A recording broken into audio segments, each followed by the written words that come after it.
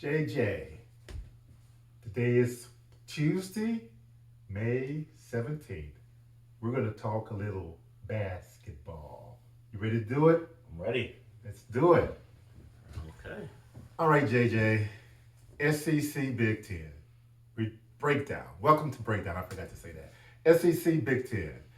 The NBA draft is coming up. The NBA draft lottery is tonight.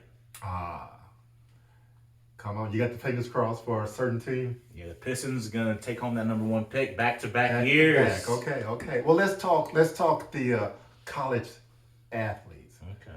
Uh, any Big Ten SEC players going to be projected to be prominent in the draft when it does happen? The Big Ten and the SEC should be well represented. It's quite possible that an SEC player could go number one overall, even from Auburn. There's a wing from Auburn who has been floated around for that pick. But honestly, there's a wing from or a guard slash wing in the Big Ten that I wouldn't mind with the number one overall pick that the Pistons got too. But Who would that be? that You would, I know you were talking about Jabari Parker in the SEC. What Big Ten player would you? I am talking about Jabari Smith from. I'm sorry. It's Jabari another Smith. former Okay. high draft pick. But in the Big Ten, the guy I wouldn't mind next to Cade Cunningham with the number one overall draft pick, I would not mind a certain Big Ten player whose mom happens to coach the Notre Dame women's basketball team. Oh man, I am surprised that you would think he would, and I'm talking about Jaden Ivey, that point he guard and shooting guard from Purdue. would be that highly ranked. Yeah. He was barely a top 100 guy coming out of high school, and he exploded his freshman year and only did bigger and better things in his second year. We won't talk about the last game of this season. Okay, his mother coaches Notre Dame, the head coach of Notre Dame, and he didn't go to Notre Dame because she wasn't the coach when he went to his first year at Purdue. She wasn't the coach. Okay, so JJ, you're telling me that Jaden Ivey will be the first Big Ten player picked in the draft? In every mock draft I've saw, except for one, they had him going first, and every draft had him in the top 5. There was a mock draft that I saw that had Keegan Murray from I was Iowa. about to ask you about him. I like him a lot. He kind of reminds me of like a budget version of a Kawhi Leonard, jack of all trades, master of none. Not super athletic, but athletic enough to get it done, and very smooth and fluid. I would think he would go before Ivy. That's just my own personal take on it. It's a playmaker's world. You got to be able to have the ball in your hands and create plays for yourself and others. I think it's a guards league. What about JD from Wisconsin? Johnny Davis. Yeah, Johnny Davis. I think his projections are a little bit all over the place. There's some people that are higher on him. I didn't see anyone really have him in the top 5, but I did see him, at the end of the top 10 in some mock drafts, into the lottery in some, and just outside the lottery in other mock drafts.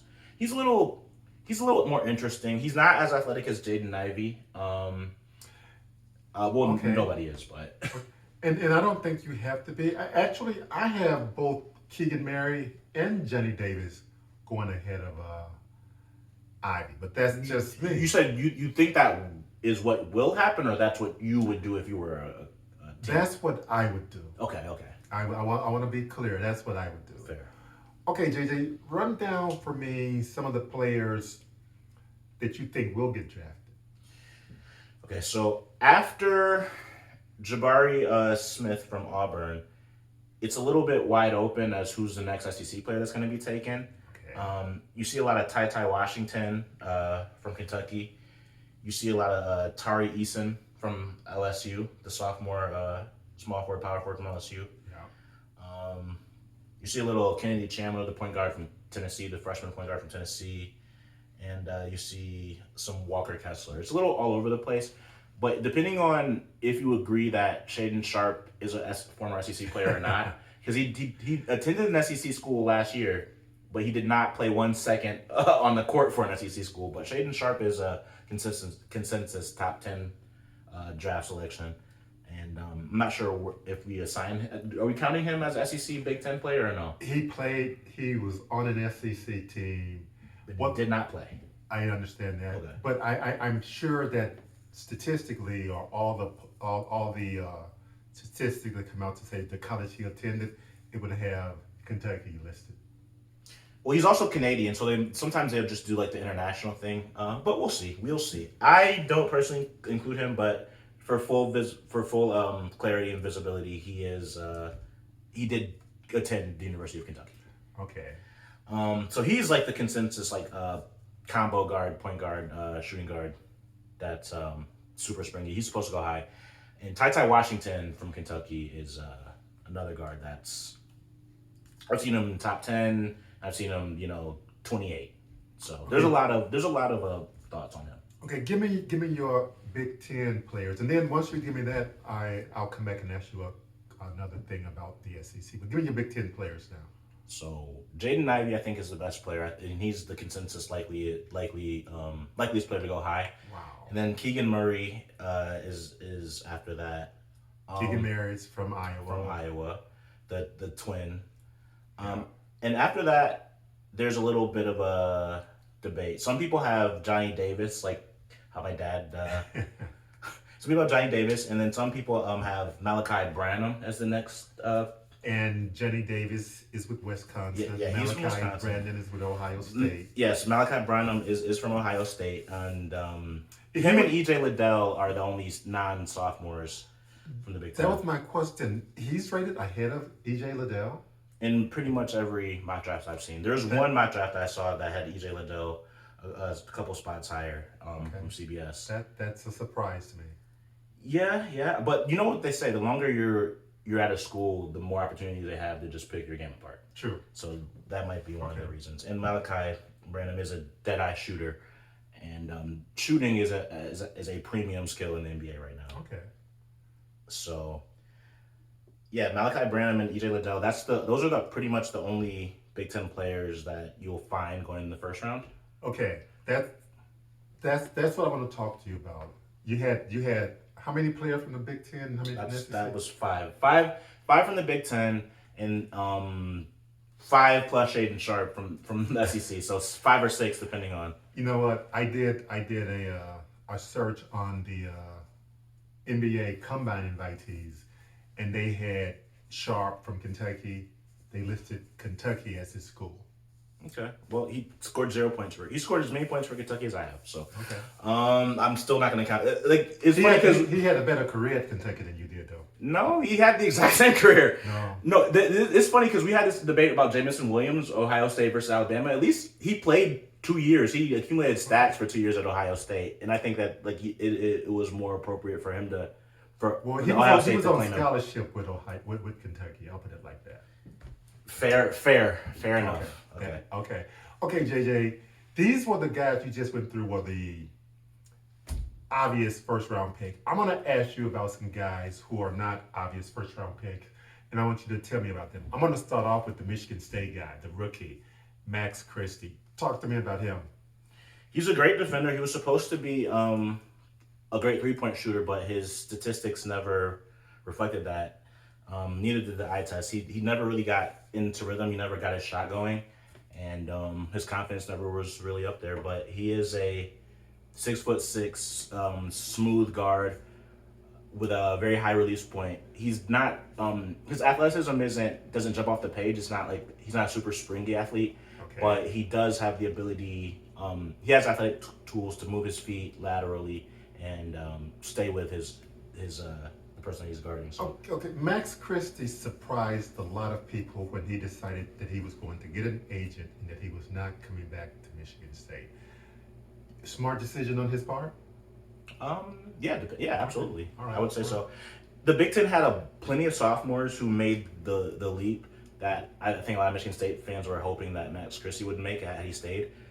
But sometimes you're just ready to go to the NBA right after that. Okay, talk to me about the big man at Illinois. You're doing Big Ten players now who are not your first round pick. Kofi Cockburn. Kofi Cockburn, I didn't find him on any mock drafts in the top. He wasn't in the top 50 picks for anyone. There was a CBS Sports mock draft. I saw him in the late 50s, but even on big boards, you go on big boards, it's borderline whether or not he's a top 60 selection, and there's only 58. He's very selections. athletic. Not really. No. No, not he's pretty athletic vertically, but he doesn't have the athleticism that big men need to have. Okay. He cannot move his feet laterally. That's his issue. He would just be put into pick and rolls, and he would be barbecue had a huge collegiate career. Yeah, he suffers from the same thing that the reigning player of the year, Oscar Schwebe from Kentucky, suffers from, where he's just was born a little too late. He would have been perfect for like the mid '90s NBA. Wow. But it's a shooting league now. Even the bigs got to be able to shoot.